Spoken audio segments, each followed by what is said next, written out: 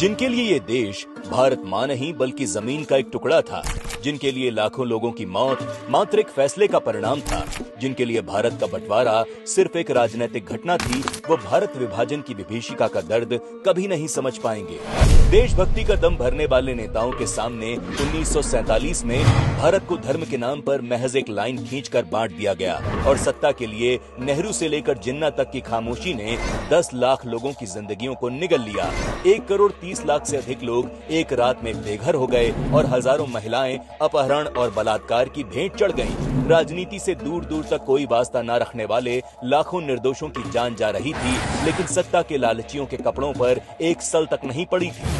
विभाजन के बाद देश के क्या हालात हो सकते हैं, इसकी भयानक झलक 1946 के कलकत्ता हत्याकांड से साफ हो चुकी थी, जब कलकत्ता के मेयर सैयद मोहम्मद उस्मान ने मुस्लिम लीग का समर्थन करते हुए हिंदुओं को कहा कि काफिरों तुम्हारा अंत दूर नहीं है, जल्द ही तुम्हारा कत्लेआम किया जाएगा। और देश को बांटने की जिद पर अड़े जिन्ना ये कह रहे थे कि हमें या तो विभाजित भारत चाहिए या नष्ट भारत। 20 फरवरी 1947 को ब्रिटिश प्रधानमंत्री क्लेमेंट एटली ने ब्रिटिश संसद में घोषणा कर दी कि 30 जून 1948 से पहले अंग्रेजी हुकूमत भारत छोड़ देगी। 31 मई 1947 को लॉर्ड माउंटबेटन कांग्रेस को सत्ता सौंपने का पत्र लेकर भारत लौटे।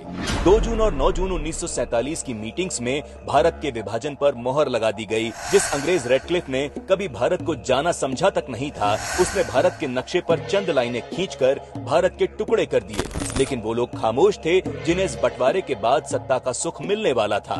14 अगस्त 1947 को कांग्रेस के मौन समर्थन से मां भारती के टुकड़े हो गए और भारत पूर्वी पश्चिमी पाकिस्तान सहित 3 टुकड़ों में बंट गया।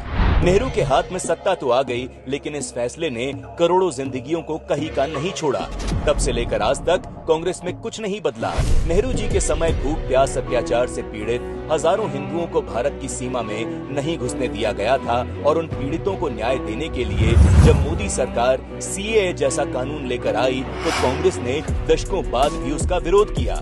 विभाजन के इस पाप को छिपाने के लिए कांग्रेस ने दशकों तक देश को मिले इस दर्द का जिक्र तक नहीं किया, लेकिन विभाजन के समय अपना सब कुछ खो देने वाले देशवासियों को याद करते हुए मोदी सरकार ने 14 अगस्त को विभाजन विभीषिका स्मृति दिवस घोषित किया ताकि आने वाली पीढ़ियां विभाजन के दर्द को समझ सकें। 14 अगस्त को मोदी सरकार द्वारा घोषित किए गए विभाजन विभीषिका स्मृति दिवस को पूरा देश विभाजन के समय अपने प्राण गंवाने वाले एवं विस्थापन के दर्द को झेलने वाले लाखों भारतवासियों को नमन करता है।